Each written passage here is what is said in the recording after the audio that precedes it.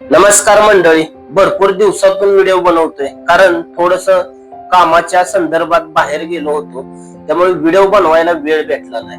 पण आज व्हिडिओ तुम्हाला खरंच उपयोगी आणि माहिती. शरीर आपलं उन्हाळ्याच्या दिवसात कसं थंड ठेवायचं ते पण देशी दारू पिणाऱ्या लोकांनी. आणि इंग्लिश असो देशी असो, शेवटी दारू ती दारूच.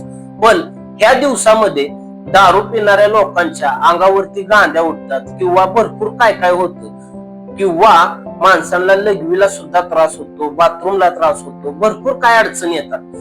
तुमच्यासाठी खास आजची व्हिडिओ घेऊन आलोय, त्यामुळे व्हिडिओ ध्यान देऊन बघा. असं घरगुती 5 उपाय करायचं जेणेकरून तुम्ही दारू पिली तरी तुम्हाला उष्णतेचा तेवढा त्रास नाही जाणवला पाहिजे उन्हाळ्याच्या दिवसात. करायचं काय मित्रांनो, पुढे व्हिडिओ मध्ये तुम्हाला मी सांगतोच. नमस्कार, माझं नाव राकेश भगत आणि बिंदास्त बोल ह्या युट्यूब चॅनेल वरती तुम्हा सर्वांचं हार्दिक आणि हार्दिक अभिनंदन आहे. मंडळी, आपल्या चॅनेलचं नाव बिंदास्त बोल ठेवायचं कारण एकच, आपण सांगताना खरी माहिती देतो. आणि दुसरी गोष्ट, माणसानं कधीही बोलताना कुठल्याही गोष्टीविषयी बोला, बिंदास्तच बोललं पाहिजे. खरं का खोटं कमेंट मध्ये नक्की सांगा. तर चला व्हिडिओ चालू करूया. मंडळी, सगळ्यात पहिल्यांदा म्हटलं तर ज्या लोकांना दिवसाची दारू प्यायची सवय आहे ना, त्या लोकांनी ती सवय खरं तर बंद करावी. तुम्ही दारू प्या, पण ह्या दिवसात तर संध्याकाळची प्या. का तर टेम्परेचर एवढं वाढले आणि दारूच्या नशेमध्ये माणूस गेल्यानंतर मेंदवाला स्ट्रोक जर भेटला तर त्या माणसाचा शेवट असतोय. माणूस एकतर कोमात जातंय, नाहीतर दुसरा गोष्ट त्या माणसाबद्दल अशी घडती की ते माणूस मतिमंद होते. आता 2-3 उदाहरण झालेले आहेत, न्यूज मध्ये तुम्ही वाचलंच असेल की भरपूर चुकीच्या गोष्टी झालेल्या आहेत. दारूमुळं आपलं आयुष्य संपवायचं हे सगळ्यात वाईट गोष्ट आहे. मंडळी, या दिवसात दारू प्यायची आहे ना, तर सगळ्यात पहिल्यांदा काम काय करायचं, दारू प्यायची म्हटलं तर संध्याकाळी 6-6:30च्या नंतर तुम्ही प्या. तुम्हाला जेवढी दारू प्यायची सवय आहे तुम्ही तेवढी पिली तरी काही हरकत नाही. पण दिवसभर काय करायचं जेणेकरून तुम्हाला संध्याकाळचा दारू पिल्यानंतर दुसऱ्या दिवशी त्रास नाही झाला पाहिजे. मंडळी बघा, दारू पिताना जेवढं तिखट कमी खाचाल तेवढे सगळ्यात तुम्हाला अतिउत्तम पर्याय आहे. आणि सकाळचं चालू करताना दिवस कसा करायचा बघा.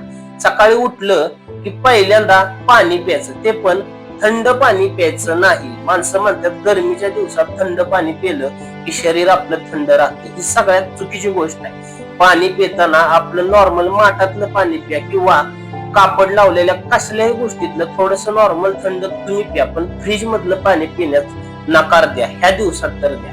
थंड पाणी पिलं की आपल्या शरीराला जाताना तर एकदम बरं वाटतं, पण शरीरामध्ये आज पाणी गेल्यानंतर एवढी उष्णता भडकते ना शरीरातनं. तुम्ही कधी बघायचं, थंड पाणी पिलं की तुम्हाला घाम हा नक्कीच येणार. काय येतो घाम? शरीरातली हीट वाढली की आपल्याला घाम येतो, त्याशिवाय घाम माणसाला येत नाही. त्यामुळे थंड पाणी पिणं टाळायचं. दिवसभरात भरपूर पाणी प्यायचं, जेवढं होईल शक्य एवढं. जेवण कमी करा पण पाणी जास्त प्या. ह्या दिवसात तुम्ही जर 4 चपाती खातात चालला तर 2 चपाती खावा. आणि दुसरी गोष्ट, जेवण करताना जेवणामध्ये फळं खायची. सगळ्यात महत्वाची गोष्ट, आता जेवणामध्ये खायचं म्हटलं तर आपली काकडी असो, टोमॅटो असो किंवा लिंबू, ह्या गोष्टींचा वापर जास्त करायचा. आणि केळी तेवढी ह्या दिवसात खायची नाही. का? केळं गरमीच्या दिवसात खाल्लेली चांगली असतात, पण का खायची नाही? केळं झाडाची काढताना कच्ची काढतात, त्यानंतर ते केमिकल मध्ये बुडवून तुम्हाला ती केळं दिली जातात. पण ज्या केमिकल मध्ये केळं बुडवतात ना, ती केमिकल सगळ्यात वाईट. ह्या विषयावर पण आपण एक व्हिडिओ, रिअल व्हिडिओ बनवून समोरासमोर लवकरच घेऊन येणार आहे, तीही तुम्ही बघचाल. त्यामुळं केळं खाणं ह्या दिवसात तेवढं टाळायचं. काकडी, टोमॅटो, परत आणखी तुम्हाला सांगतो लिंबू, कांदा देखील तुम्ही ह्या दिवसात खाऊ शकता जेवणाबरोबर. आणि आंबा, आपला खात्रीचा आंबा पाहिजे, घरचा आंबा. बाजारात भेटतात ना औषधाचे, तसले आंबे नव्हे, आपलं झाडावरून उतरलेला खात्रीचा आंबा. हे आंबे सुद्धा तुम्ही खाऊ शकता.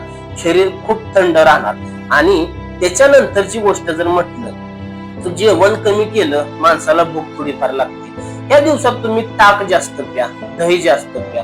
ह्याचं सुद्धा प्रमाणात प्यायचं. ताक आणि दही तुम्ही जास्त प्रमाणात तुम्ही जर घेतलं तर तुम्हाला जुलाबाचा प्रॉब्लेम होईल. हा सगळ्यात मेन मुद्दा आहे. आणि सगळ्यात भारी पर्याय म्हटलं मंडळी तर सकाळी उठल्या उठल्या तोंड वगैरे धुतलं, आंघोळ केली, ब्रश झाला, सगळं झाल्यानंतर जेवण करायच्या आधी काय काय लोकांना उठल्या उठल्या नाश्ता करायची सवय असते. चांगली गोष्ट आहे, वाईट नाही, पण तो नाश्ता करायच्या आधी सगळ्यात पहिल्यांदा जर म्हटलं लिंबू पाणी मंडळी प्यायला चालू करा. कारण लिंबामध्ये एवढी ताकद असते की शरीरातली 99% उष्णता लिंबू कमी करतात. फक्त लिंबू पाणीमध्ये मीठ साखर काहीच टाकायचं नाही, नुसतं लिंबू आणि पाणी पिताना थोडस तुरट लागतं, पण तुमच्या शरीरासाठी एकदम चांगली गोष्ट आहे बघा ती.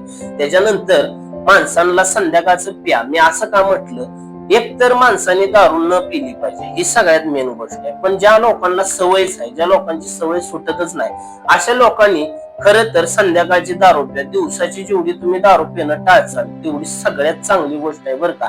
कारण आता घटना अशा घडल्यात, माणसं शेतीतलं काम पकडा किंवा अजून कुठलं काम किंवा गाडी चालवत असाल, काही असेल, गरमीमुळे सगळ्यात महत्वाची गोष्ट, माणसाच्या मेंदवाला स्ट्रोक बसायला लागले. स्ट्रोक म्हणजे मेंदवाचं टेम्परेचर वाढतंय माणसाच्या, आणि दारू पिल्यानंतर अजून शरीरात हीट उष्णता निर्माण होते.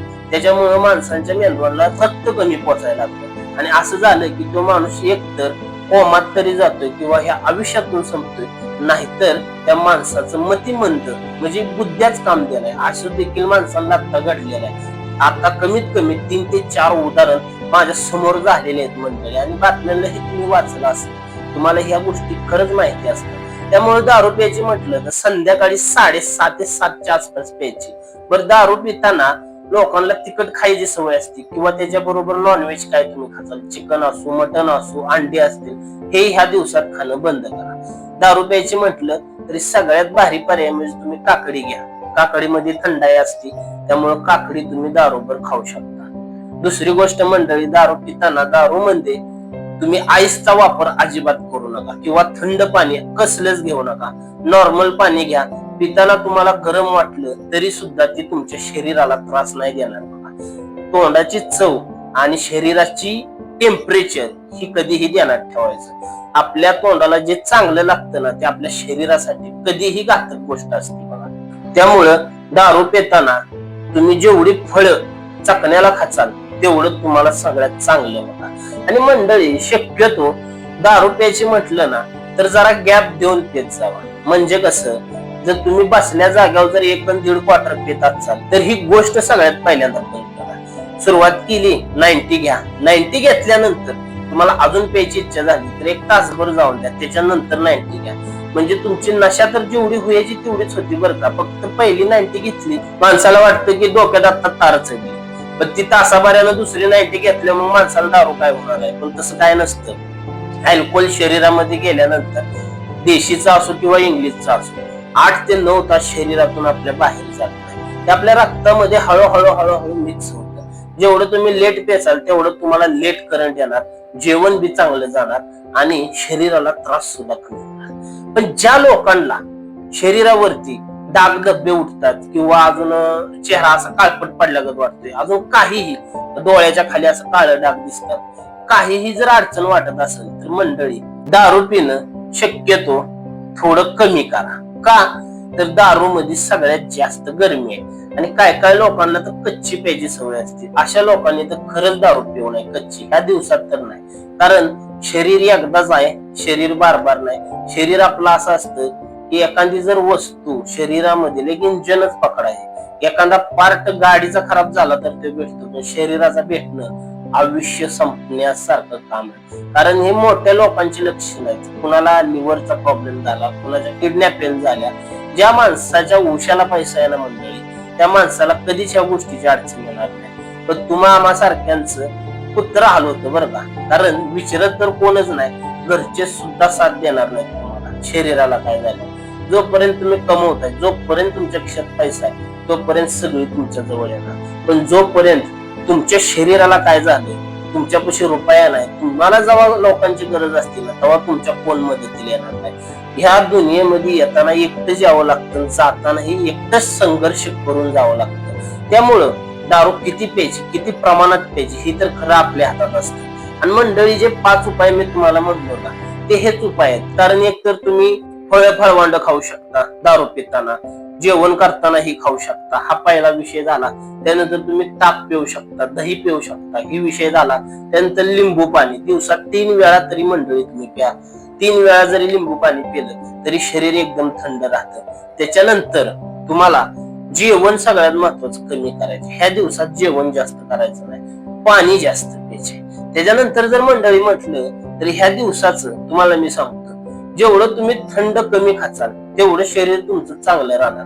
माणसाला मस्त गरम होतं, काय होतं. तुम्हाला जर थंडच पाणी प्यायचं असेल ना तर माठातलं प्यायचं. माठातलं तुम्हाला का म्हटलं मी, हे एक नॅचरल असतं. त्या मातीची ताकद त्या पाण्यामध्ये आलेली असते. ते पाणी असं गॅसवर फ्रीजर केलेलं नसतं, त्यामुळे ते पाणी सगळ्यात चांगलं तुम्हाला प्यायसाठी. मंडळी, ही व्हिडिओ जर तुम्हाला आवडली असेल तर व्हिडिओला लाईक तेवढं नक्की करा. चॅनेलवर नवीन असाल तर चॅनेलला आपल्या सबस्क्राईब करा. मंडळी, आपल्या व्हिडिओला लोक भरपूर बघतात पण लाईक जरा कमी येतात आणि कमेंट तेवढं करा. मंडळी, तुम्हाला कोणत्या विषयामध्ये पुढची व्हिडिओ पाहिजे, मी तुमच्या प्रत्येक जणाच्या कमेंट वाचत असतो. तुम्हाला त्या विषयामध्ये व्हिडिओ दाखवण्याचं काम नक्कीच करणार. मंडळी, आजची व्हिडिओ आपण इथंच थांबवूया. पुन्हा भेटूया पुढच्या व्हिडिओमध्ये. धन्यवाद.